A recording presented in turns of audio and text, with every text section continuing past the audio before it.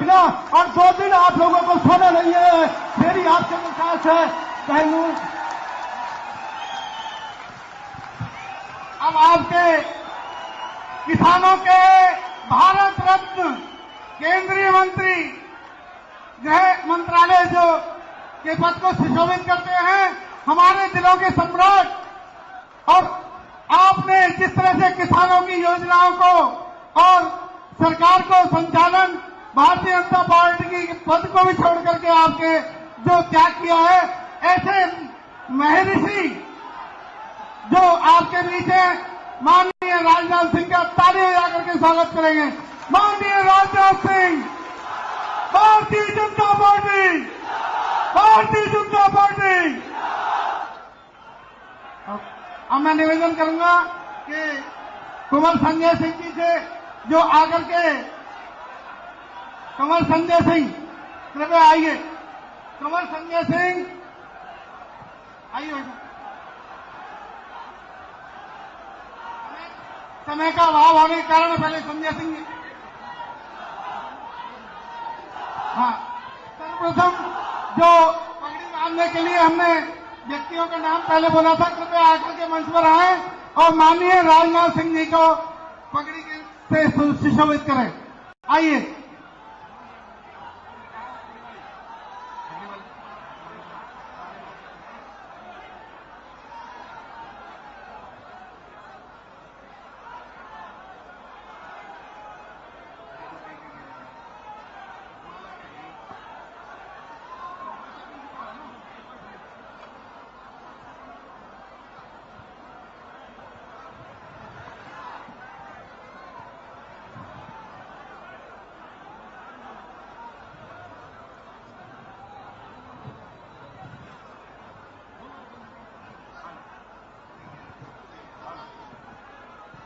हाल अभी अपने बीच में हमारे केंद्रीय गृह मंत्री माननीय श्री राजनाथ जी आए हुए हैं। हम उनको हमारे मेवात की एक चलन है, हम उसको आगे बढ़ाते हुए, इस कार्यक्रम को आगे बढ़ाते हुए निवेदन करेंगे पगड़ी के लिए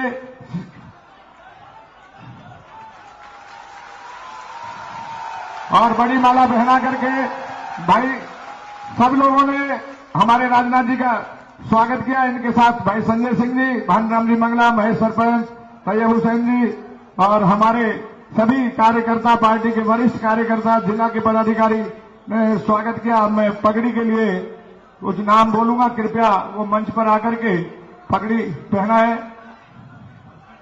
कीर्ति सरपंच आटा, गजराज सरपंच उदाका, हाजी असरुद्दीन नंगली, चौधरी सरजीत पवार, प्रधान इंड्री, मन्नी बोहरा छपेड़ा, सुरेंद्र सिंह जी रजावत बझेड़ा, त्रिलोकचंद जी आरती नूह, हीरालाल प्रजापति नूह, रावजीत सिंह जी मानुवास, चौधरी छिद्दा सिंह जी पहलवान, औरंगजेब प्रदेश अध्यक्ष, जाहिद हुसैन चेयरमैन और जाहिद हुसैन जी, और हमारे आप आए और पगड़ी बांध करके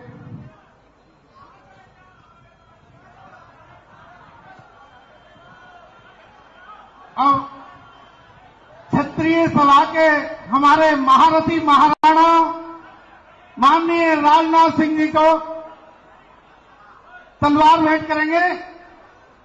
संजय सिंह आइए, भेंट करिए। वाईपी सिंह जी कृपया मंच पर ही आए।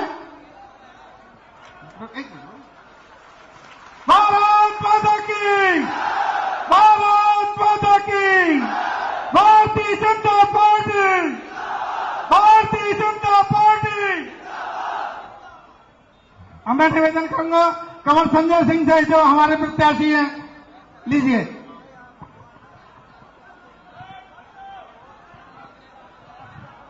भारत माता की, भारत माता की। भाई आवाज नहीं आ रही, चंडीगढ़ तक नहीं पहुंचना अभी। भारत माता की।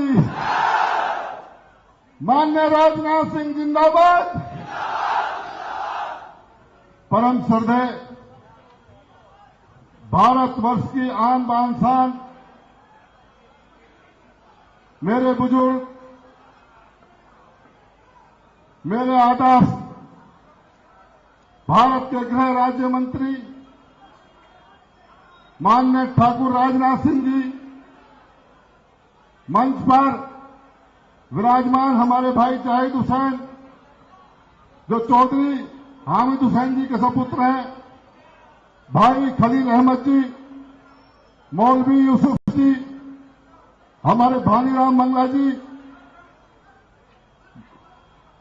श्री वाईपी सिंह जी, वह तमाम इलाके मेवात से बुजुर्गों, नौजवान साथियों, मेरी माताओं बहनों, मैं सबसे पहले मेवात की सर जमी पर हमारे देश के गृह मंत्री ठाकुर राजनाथ सिंह जी का आपकी तरफ से, मेवात इलाके की तरफ से हार्दिक स्वागत करता हूं।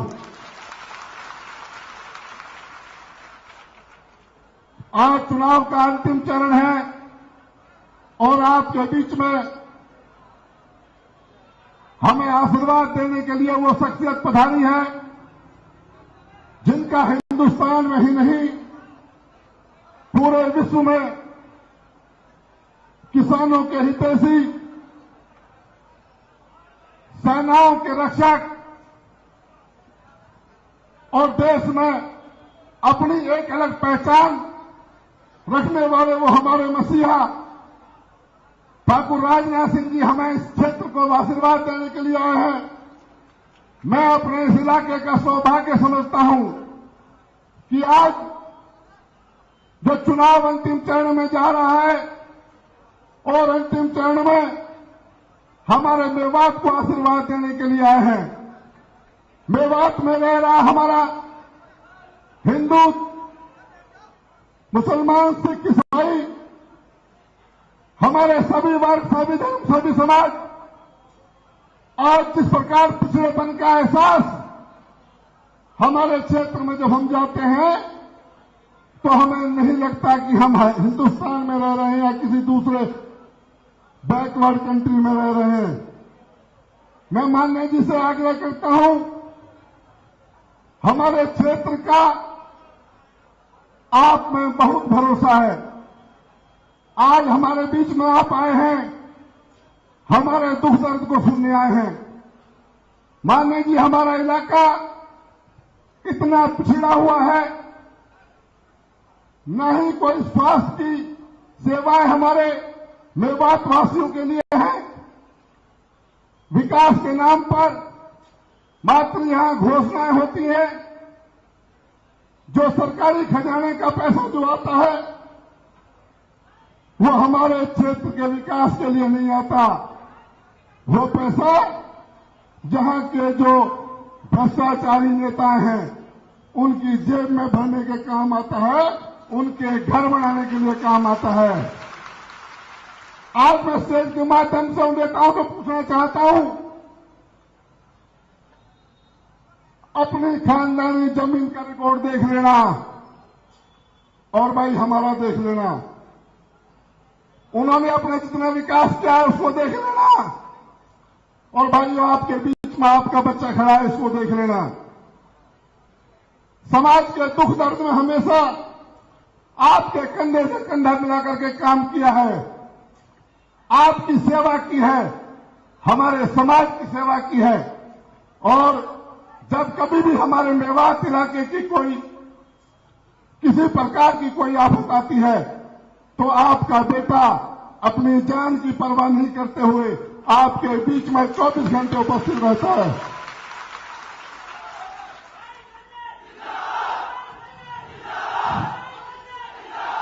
आज हमारा क्षेत्र उस परिवारवाद से इस प्रकार पीड़ित है, चाहे हमारा युवा वर्ग हो, चाहे हमारे बुजुर्ग हो।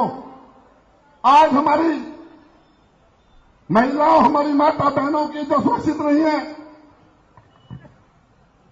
आज किसी प्रकार की कोई सुविधा हमारे इलाके में नहीं है। और जहां तक मैं रोजगार की बात करता हूं तो मेरे लाखों युवा साथी आज बेरोजगारी से त्रस्त हैं। अगर रोजगार दिया जाता है तो सिर्फ एक परिवार के नाम पर ही रोजगार दिया जाता है और ठोना और दलालों के माध्यम से रोजगार दिया जाता है। भाइयों, हमने आपकी भी सेवा की है। मैं आज आपके माध्यम से चैलेंज कर देना चाहता हूं, अगर मेरे ऊपर या हमारे परिवार के ऊपर आज तक किसी प्रकार का कोई दाग या धब्बा बता देना, राजनीति से संन्यास ले लूंगा, आपके बीच में नहीं आऊंगा।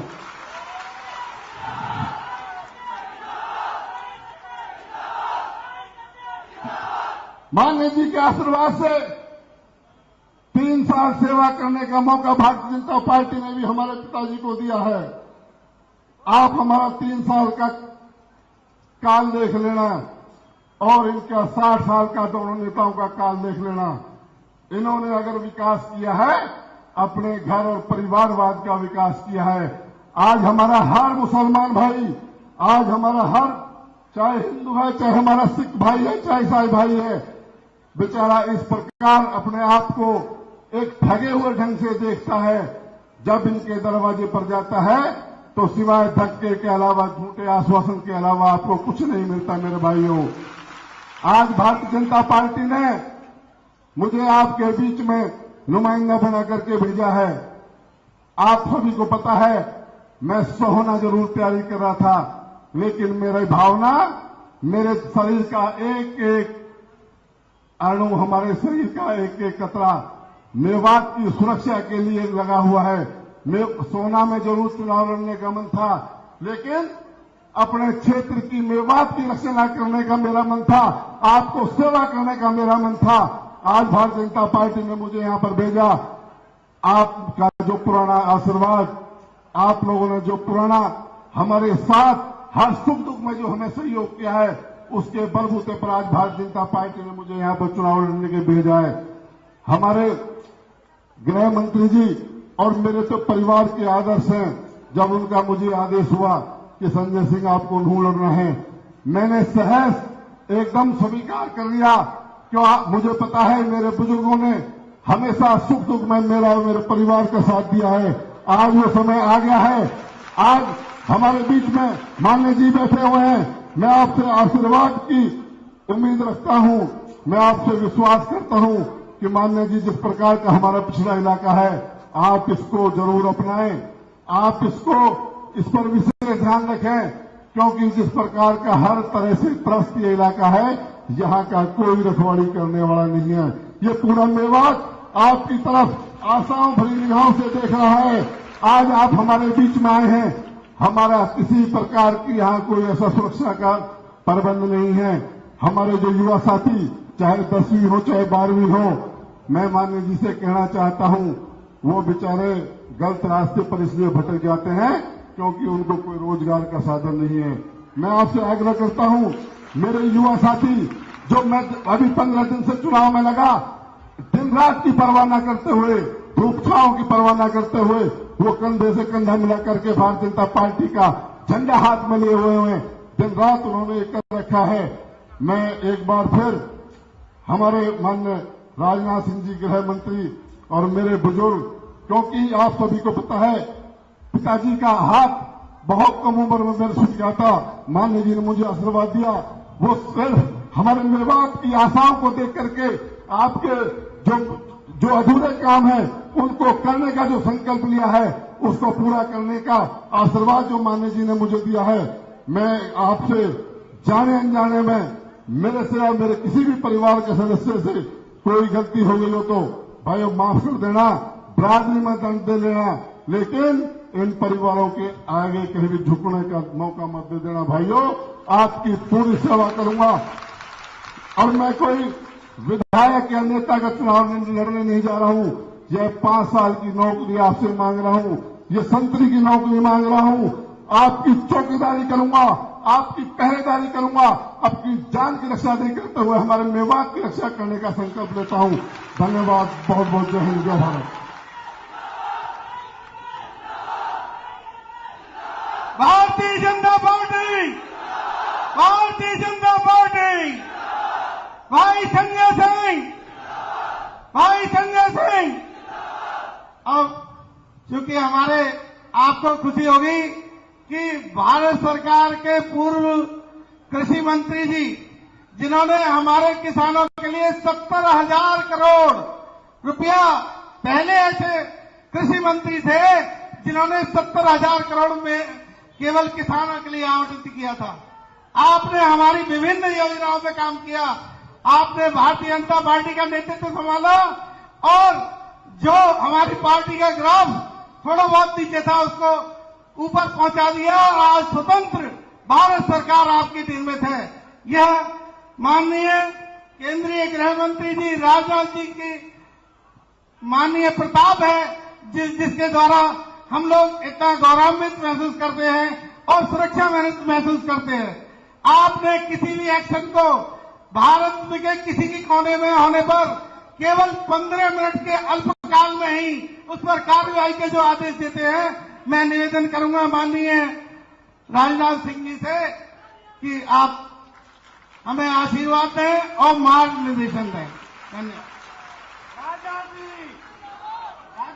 राजनाथ जी, माननीय राजनाथ जी।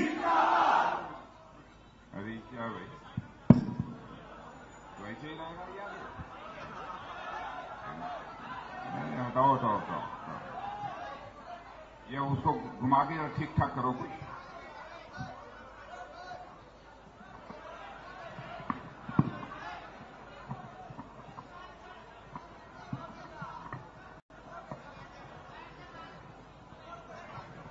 कौन माइक वाला है?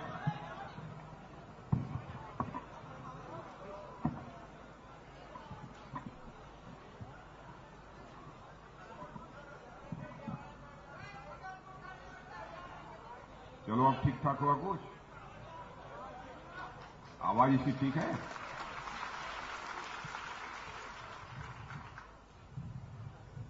मंच पर विराजित श्री मानीराम जी मंगला, श्री महेश सरपंच, जनाब जाहिद हुसैन, चौधरी वीरपाल, श्री राशिद जी मेव, श्री सुरेंद्र सिंह, श्री महेंद्र सिंह, श्री नरेंद्र पटेल, श्रीमती आशिफा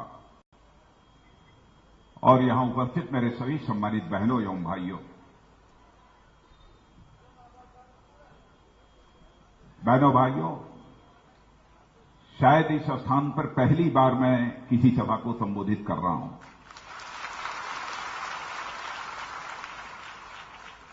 वैसे हरियाणा में सैकड़ों सार्वजनिक सभाओं को संबोधित किया है, लेकिन शायद यहां यह हमारी पहली सभा है। और आप लोगों के अंदर जो मैं गर्मजोशी देख रहा हूं और जैसी भीड़ यहां पर देख रहा हूं, मेरा विश्वास पक्का हो गया है कि क्षेत्र की जनता ने मन बना लिया है कि कुंवर संजय सिंह को भारी मतों से जिताकर हमको विधानसभा में भेजना है। आप सभी लोग जानते हैं 1966 में हरियाणा यह राज्य बना था। 1966 में हरियाणा राज्य बनने के बाद लगातार लंबे समय तक या तो कांग्रेस की हुकूमत रही है अथवा इनेलो की हुकूमत रही है। भारतीय जनता पार्टी को कभी भी बहुमत के आधार पर हरियाणा में सरकार बनाने का अवसर नहीं मिला। लेकिन मैं कांग्रेस के दोस्तों से पूछना चाहता हूं और इनेलो के दोस्तों से पूछना चाहता हूं, ईमानदारी से अपने कलेजे पर हाथ रखकर वह जवाब दें। 38 वर्षों का समय गुजर गया, हरियाणा राज्य बनेगे, आपने हरियाणा राज्य के लिए किया क्या? हरियाणा राज्य की जनता इस सवाल का आपसे जवाब चाहती है। और हरियाणा के पूरे विकास के लिए अभी आपको और कितना समय चाहिए, इस सवाल का जवाब भी हरियाणा की जनता चाहती है। 10 वर्षों से लगातार तो यहां पर कांग्रेस की ही हुकूमत रही है। केंद्र में भी लगातार 10 वर्षों तक कांग्रेस की हुकूमत रही है। दोनों स्थानों पर एक ही पार्टी की सरकार होने के बावजूद यहां का विकास नहीं हो पाया। बहनों भाइयों, यह मैं बात अपनी तरफ से ही नहीं कह रहा हूं, भारत ही नहीं बल्कि दुनिया की जो अंतर्राष्ट्रीय एजेंसियां हैं उन्होंने हिंदुस्तान में सरकार चलाने वाली सारी राजनीतिक पार्टियों के कामकाज की समीक्षा करने के बाद अपनी रिपोर्ट में कहा है कि हिंदुस्तान में सबसे बेहतर हुकूमत चलाने वाली यदि राजनीतिक पार्टी कोई है तो भारतीय जनता पार्टी है। आपको मैं दूर नहीं ले जाना चाहता हूं। आज के 10 साल पहले से हिंदुस्तान में एक सरकार थी। लगातार वह सरकार 98 से लेकर 2004 तक चली है, लेकिन उस 6 साल की सरकार जो 98 से लेकर 2004 तक चली है और 2004 से लेकर 2014 तक जो कांग्रेस की सरकार केंद्र में चली है, दोनों सरकारों के कामकाज की आप तुलना करें। मैं आपसे सवाल पूछना चाहता हूं, क्या यह सच नहीं है कि आजाद भारत के इतिहास में जब जब कांग्रेस की हुकूमत आई है तब तब महंगाई तेजी के साथ बढ़ी है। पिछले 10 वर्षों से लगातार कांग्रेस की सरकार रहते हुए इसे हिंदुस्तान में तेजी के साथ महंगाई बढ़ी है। लेकिन 10 साल के पहले जब 6 साल तक हम लोगों की सरकार थी, कौन मां का लाल इस सच्चाई को नकार सकता है कि आजाद भारत के इतिहास में लगातार 6 वर्षों तक महंगाई को पूरी तरह से बांधे रखने में यदि किसी भारत माता के सपूत ने कामयाबी हासिल की 98 से लेकर 2004 तक, तो उस भारत माता के सपूत का नाम है पंडित अटल बिहारी वाजपेयी, जिन्होंने लगातार 6 वर्षों तक महंगाई को बांधे रखा।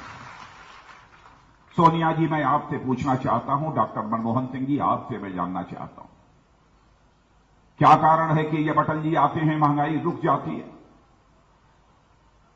आपकी सरकार आती है महंगाई बढ़ने लगती है?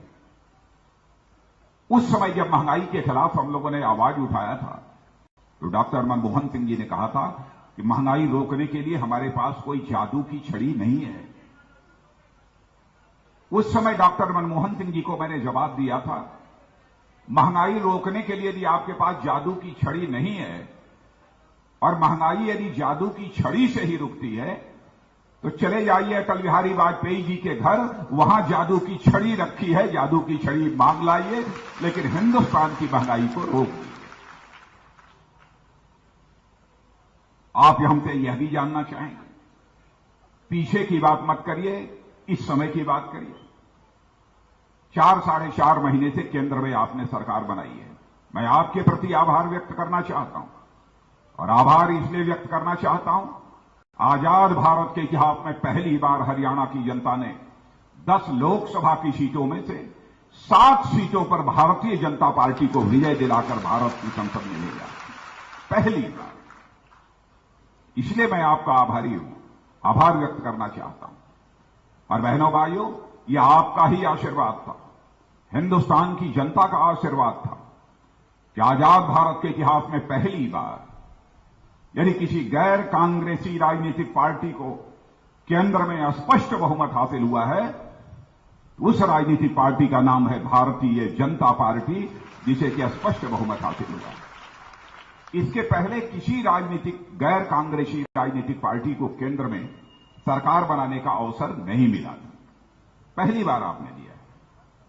मैं यह दावा करने के लिए यहां नहीं खड़ा हुआ हूं कि 4 महीने के अंदर ही हम लोगों ने 10 साल पहले अटल जी के शासनकाल में जितनी महंगाई हुआ करती थी, वहां पर हमने महंगाई के स्तर को ला दिया है, यह दावा नहीं करना चाहता।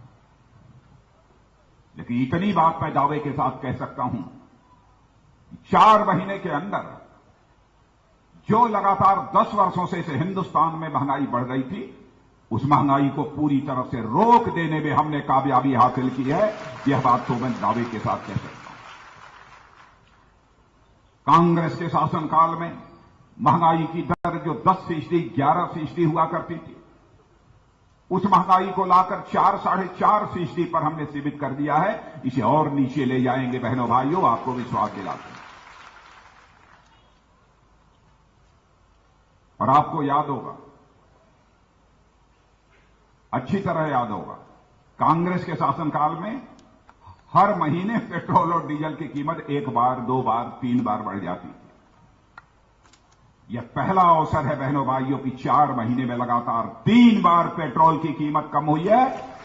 और आपको यह भी मैं विश्वास दिलाना चाहता हूं कि आगे पेट्रोल और डीजल की कीमत कुछ ही दिनों में फिर से कम होने वाली है।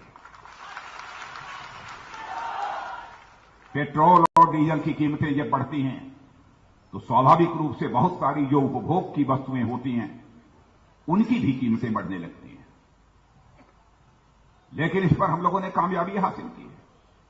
हम भारत को एक नया भारत बनाना चाहते हैं, ऐसा भारत जो विश्व की आर्थिक महाशक्ति हो, ऐसे भारत का निर्माण करना चाहते हैं जिसमें किसी को बिना साए के, बिना छत के एक भी परिवार हिंदुस्तान में शेष नहीं बचना चाहिए और एक भी व्यक्ति हिंदुस्तान में नहीं होना चाहिए जो भूखा दिन में कम से कम एक समय भी उसे सोने का अवसर मिल जाए, ऐसा एक व्यक्ति भी शेष नहीं बचना चाहिए। एक भी नौजवान शेष नहीं बचना चाहिए जिसने पढ़ाई लिखाई करने के बाद, योग्यता, क्षमता, प्रतिभा हासिल करने के बाद जो अपने मजबूत हाथों के लिए रोजगार चाहता है, ऐसे नौजवानों के हाथों को रोजगार का अवसर न मिल जाए, ऐसा एक भी नौजवान शेष न बचे। हम यह स्वप्न देख रहे हैं और इसी स्वप्न को हम साकार करना चाहते हैं। पहले हमारी एक नजर पड़ी है समाज की अंतिम सीढ़ी पर बैठे हुए लोगों पर, और शायद उन्हें ही देखते हुए हमारे प्रधानमंत्री श्री नरेंद्र मोदी ने यह फैसला किया कि हम 1 साल के अंदर हिंदुस्तान में ऐसे हालात पैदा करेंगे, भले ही कोई झोपड़ी में क्यों न रहता हो, एक भी परिवार शेष न बचे जिसका कि बैंक में खाता न खुल जाए, ऐसा एक भी परिवार शेष न बचे। कांग्रेस के लोगों ने मुझसे सवाल पूछा, कहा कि क्या बैंक में खाता में खुल जाने से उस परिवार के लोगों का पेट भरने लगेगा? मैंने कहा कुछ हो अथवा न हो, बैंक का खाता खुलने से एक बात की पक्की गारंटी हो जाएगी कि जो ही वह खाता खोलेगा उसी दिन उसका 1 लाख रुपए का जीवन बीमा पक्का हो जाएगा। इस बात की तो गारंटी हो जाएगी।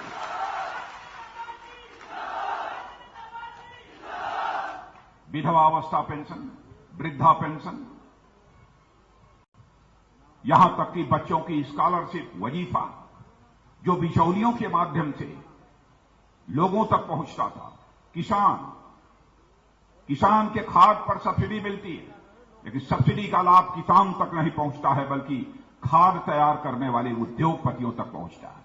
बहनों भाइयों, वह अनुदान, वह सब्सिडी जो खाद पर उद्योगपतियों को दी जाती है, हम उसे किसान के घर पहुंचाना चाहते हैं।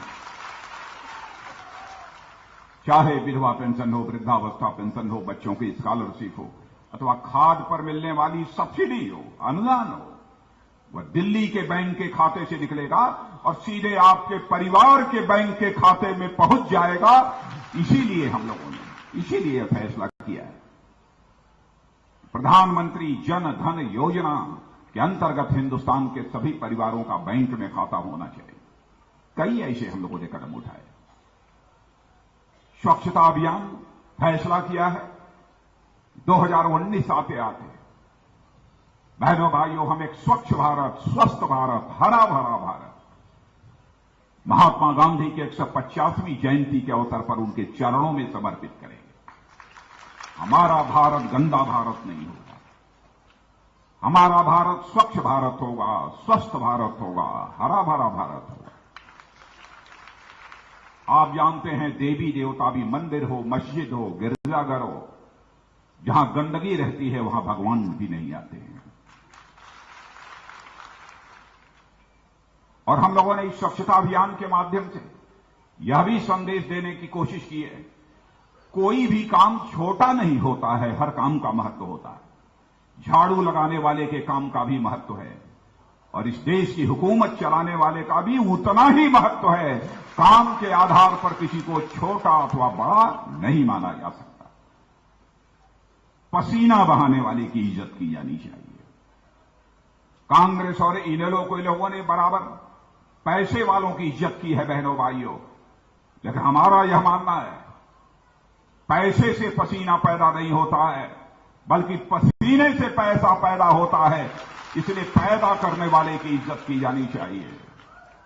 पैदा होने वाले की इज्जत यहां की जाती रही है कांग्रेस और इन लोगों द्वारा। हम ये संदेश देना चाहते हैं, मान, सम्मान, स्वाभिमान यह आपके हृदय की सबसे बलवती भावना है। मैं जानता हूं हरियाणा के लोगों को,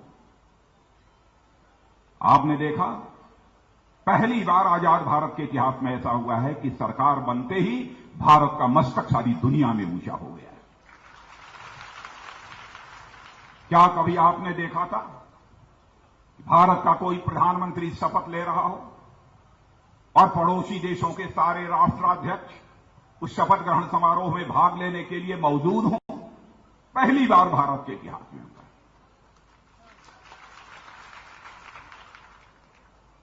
अमेरिका दुनिया का सबसे ताकतवर देश माना जाता है। देखा नहीं इस बार हमारे प्रधानमंत्री नरेंद्र भाई मोदी की अमेरिका यात्रा थी। बहनों भाइयों, अमेरिका दुनिया के सबसे ताकतवर देश में भारत का क्या जलवा हमको देखने को मिला है, टेलीविजन के पर्दे पर आपने देखा। आज के 10 महीने पहले मैं पार्टी का अध्यक्ष रहते हुए अमेरिका गया था। अमेरिका पहुंचा, जैसे यहां लोकसभा राज्यसभा होती है वैसे ही वहां पर कांग्रेस और सीनेट होती है। उसके सारे सांसदों ने मुझे दोपहर को भोजन कराया, लंच दिया, डिनर कराया, स्वागत किया, सब कुछ किया, बातचीत हुई। अंत में जब मैं वहां से चलने वाला था तो हमसे 1-2 सांसदों ने, वहां के कांग्रेस सीनेट के सांसदों ने अमेरिका के यह कहा कि आपने हर विषय पर चर्चा की है, आर्थिक विषयों पर, कूटनीतिक विषयों पर, सब पर चर्चा की है, लेकिन आपने जिस व्यक्ति को आप भारत का प्रधानमंत्री बनाना चाहते हैं, नरेंद्र भाई मोदी, आपको जानकारी है कि नरेंद्र भाई मोदी को अमेरिका में घुसने पर अमेरिका सरकार ने प्रतिबंध लगा दिया और अमेरिका सरकार ने यह फैसला किया है कि नरेंद्र भाई मोदी को हम वीजा नहीं देंगे। तो आपने उसकी चर्चा तो नहीं की। तो बहनों भाइयों, मैंने कहा नरेंद्र भाई मोदी ने कभी भी अमेरिका जाने की इच्छा व्यक्त नहीं की।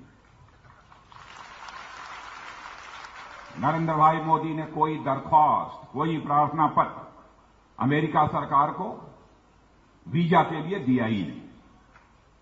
लेकिन चलते चलते धीरे से उन लोगों की कान में मैंने कह दिया, याद रखना 10 महीने के बाद हिंदुस्तान की जनता ऐसे हालात पैदा करेगी, ऐसे हालात पैदा करेगी, यही अमेरिका के राष्ट्रपति रेड कारपेट बिछाकर हमारे प्रधानमंत्री नरेंद्र भाई मोदी का स्वागत करेंगे। बहनों भाइयों,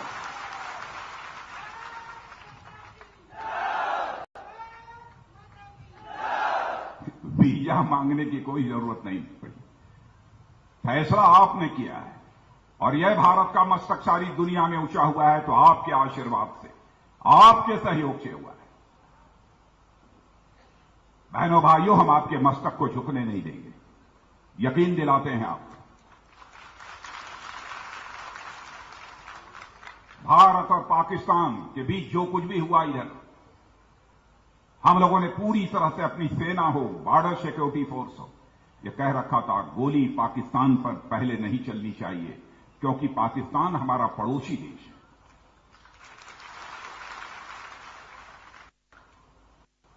ऐसे पाकिस्तान बराबर की सीमा के साथ छेड़छाड़ करता रहता है, फिर भी हम लोगों ने कहा नहीं भाई, पड़ोसी है, पाकिस्तान पर कभी भी भारत के द्वारा गोली नहीं चलाई जानी चाहिए,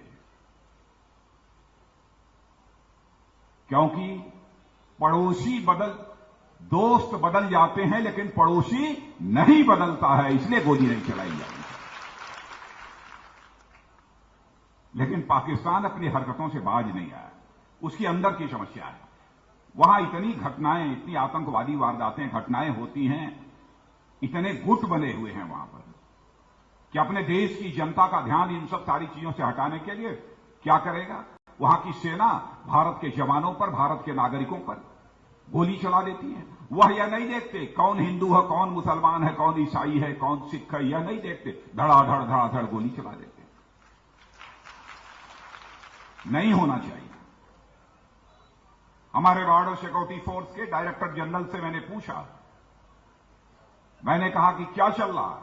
उन्होंने कहा साहब हम तो चुप्पी साध कर बैठे हुए हैं, 16 बार हम सफेद झंडा पाकिस्तान को दिखा चुके, हम आप पर गोली नहीं चलाना चाहते, हम तो आपसे बातचीत करना चाहते हैं, लेकिन हमारे साथ पाकिस्तान मीटिंग करने को तैयार नहीं है।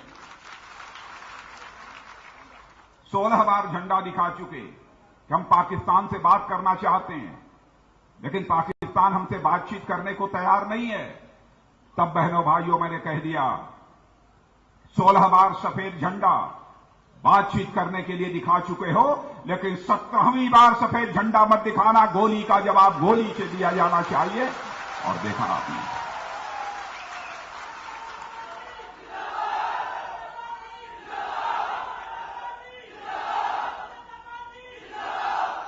भारत का इतिहास रहा है मेरे बहनों भाई, भारत कभी विस्तारवादी नहीं रहा है।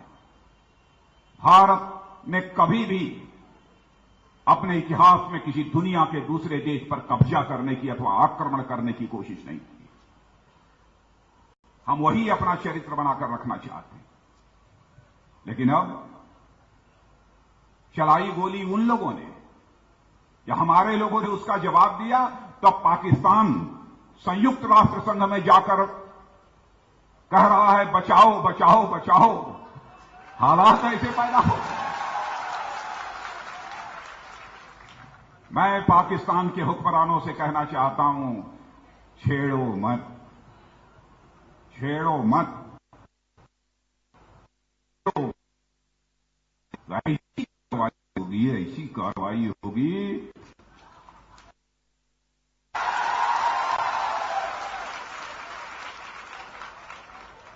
लेकिन आपके कांग्रेस पार्टी के एक नौजवान नेता हैं, पूना में भाषण कर रहे थे, और पूना में भाषण करते हुए उन्होंने कहा कि बतलाइए, पाकिस्तान हमारे भारत के नागरिकों को मार रहा है, हमारे भारत के सेना के जवानों को मार रहा है, और यह सरकार हाथ पर हाथ धरे बैठी हुई है। बहनों भाइयों, हमारे सेना के जवानों को, हमारे बॉर्डर सिक्योरिटी फोर्स के जवानों के मनोबल को गिराने का काम कांग्रेस के नेता कर रहे थे। क्या यही होना चाहिए? बोलते बोलते उन्होंने कह दिया, जब कांग्रेस की सरकार थी 10 साल तक, तब ऐसा नहीं हुआ। बहनों भाइयों, हिम्मत नहीं है लोगों के अंदर कि वह सच बोलकर लोगों का समर्थन हासिल कर ले।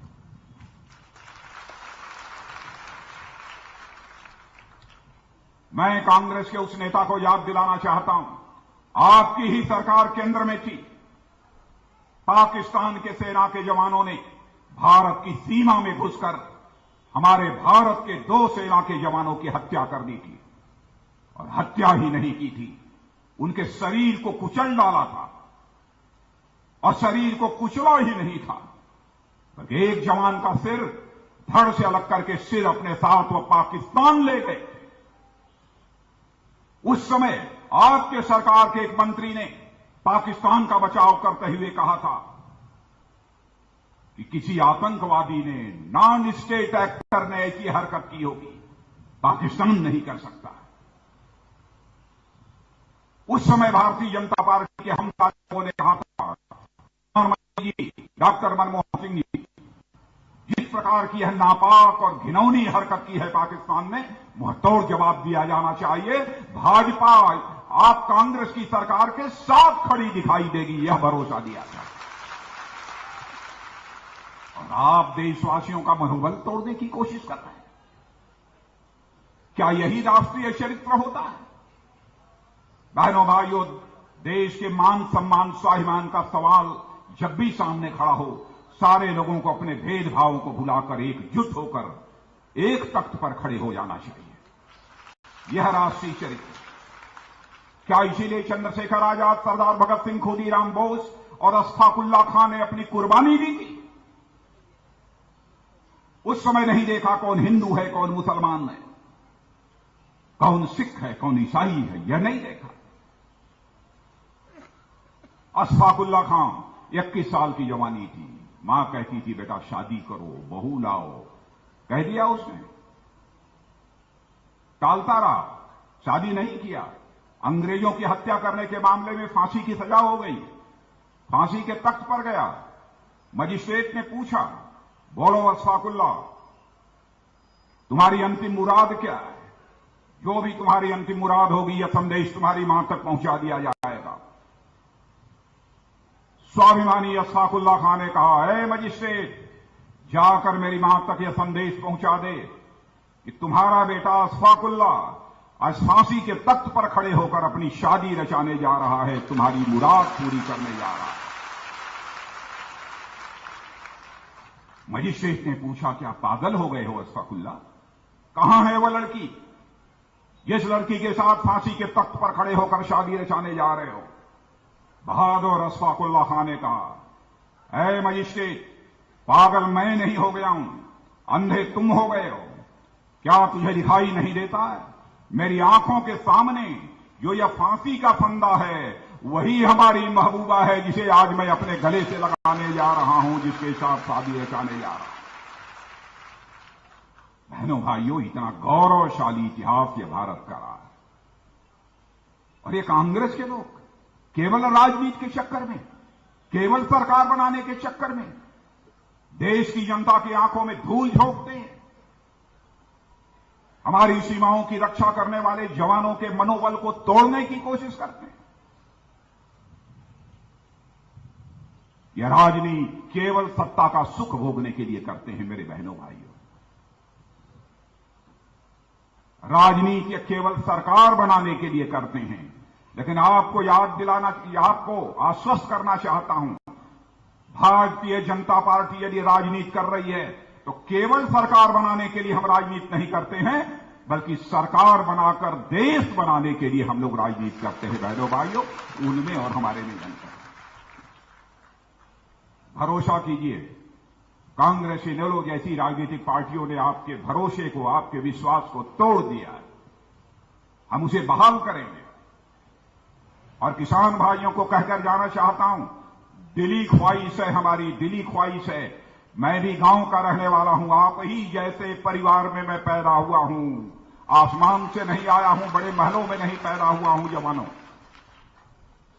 हम ये चाहते हैं किसान अपनी खेतों में जितनी पूंजी लगाता है उस पर कम से कम 50% का मुनाफा होना चाहिए, 50% का मुनाफा होना चाहिए। और आगे कुछ ही समय के बाद इसे करके हम लोग दिखाएंगे, करके दिखाएंगे।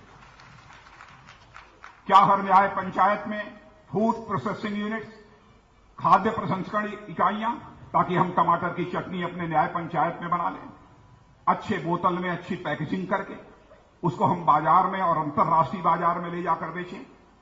क्या हम ऐसा नहीं कर सकते? चिप्स, बड़ी बड़ी फैक्ट्रियों में आलू का चिप्स क्यों बनेगा? क्या हम न्याय पंचायत में छोटे उद्योग खड़ा करके वह नहीं बना सकते? क्यों नहीं कर सकते? लेकिन कांग्रेस और इन लोगों की सरकारों ने नहीं किया है। मेरे बहनों भाइयों, हम करेंगे। किसान का भी मुनाफा बढ़ेगा और हमारे इन नौजवानों के हाथों को रोजगार भी मिलेगा, दोनों मिलेगा। और ऐसे हालात हम पैदा करना चाहते हैं ताकि किसान का बेटा भी यह कहे, मैं नौकरी नहीं करूंगा बल्कि किसानी करूंगा, खेती करूंगा। खेती को इतना लाभकारी बनाना चाहती है।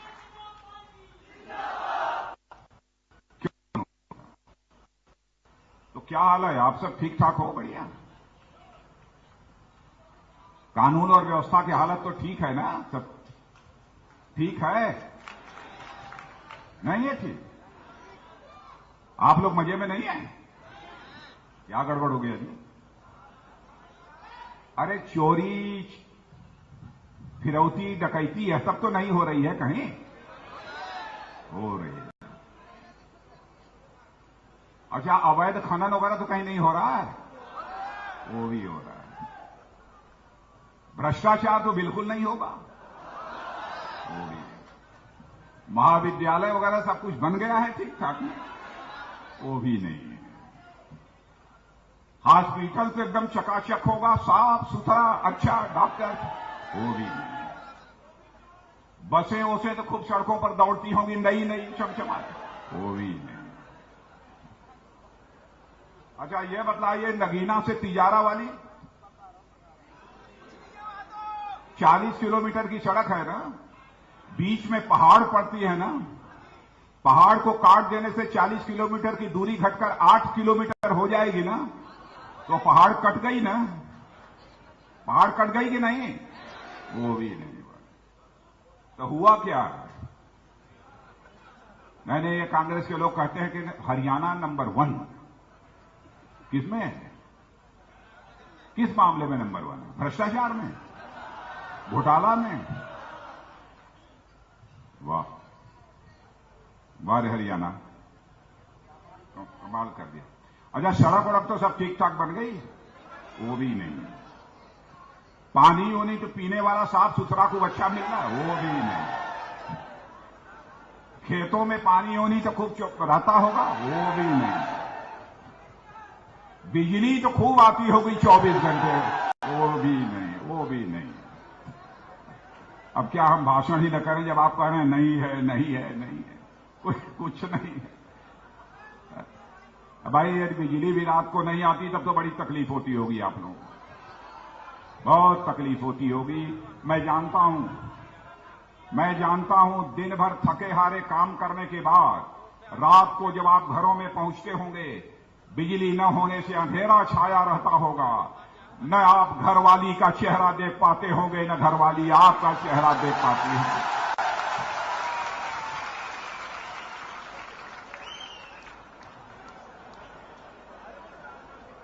घरवाली ने कहां पानी रखा है, कहां बाल्टी रखी है, कहां जूता रखा है, कहां चप्पल रखा है, पता नहीं। अंधेरे में तीर चलाया, लग गया तो लग गया, नहीं लगा तो नहीं लगा।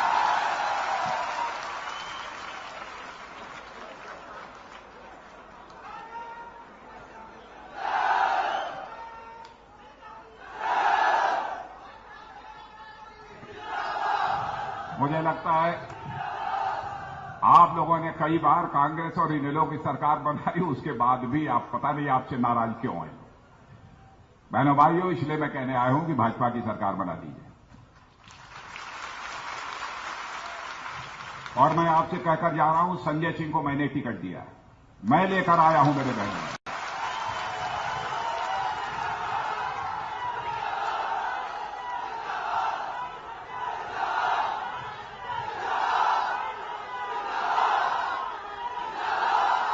और मैं ये कहना चाहता हूं, मैं यहां के अपने मेवाती भाइयों से भी मैं कहना चाहता हूं, क्योंकि हमारे बहुत नजदीक हैं लोग, और मेरी बात को कलेजे पर हाथ रखकर वह सुन लें। मेरी बात यदि गलत हो तब उसको एक कान से सुने, दूसरे कान से निकाल दें। मेवाती समाज की भी मैंने बराबर इज्जत की है, बराबर इज्जत की है। और हमने अपने जीवन में कभी भी जाति पंथ मजहब के आधार पर कभी राजनीति नहीं की है। यदि राजनीति की है तो इंसाफ और इंसानियत के आधार पर राजनीति की। सवाल इस समय देश का है। आजादी जब हासिल नहीं हुई थी, हिंदू रहा हो मुसलमान रहा हो, सबने अपनी गर्दन को लंबी कर दिया भारत माता के पैरों में पड़ी गुलामी की बेड़ियों को काटने के लिए। आज दुनिया में भारत का मस्तक ऊंचा करने के लिए आपसे अपील करने आया हूं कि बहनों भाइयों, भाजपा की सरकार बना दीजिए। दिल्ली में तो आपने बना दिया, मैं हरियाणा में आया तो कई बार मैं बोल चुका हूं, आपको भी मैं सुना देना चाहता हूं। दिल्ली में सरकार बनाकर आप लोगों ने हम लोगों को कुर्ता तो पहना दिया, अब हरियाणा में सरकार बनाकर पायजामा भी बनवा दीजिए।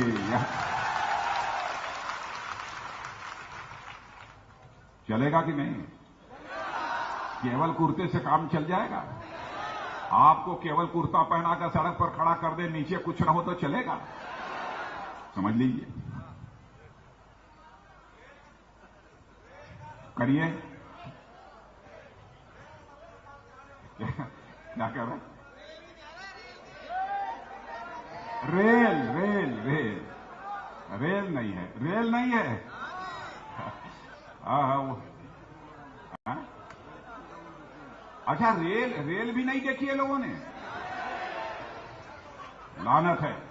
बहनों भाइयों, मैं आपसे यही अपील करना चाहता हूं, आज सारी दुनिया इतनी आगे निकल चुकी है, फिर भी भारत की राजधानी दिल्ली के बगल का राज्य और इस राज्य के रहने वाले लोगों ने रेल तक न देखी हो, तो ऐसी हुकूमत को लानत हो, ऐसी हुकूमत को कभी भी फिर हरियाणा में बताने देना, यह अपील करना चाहता हूं।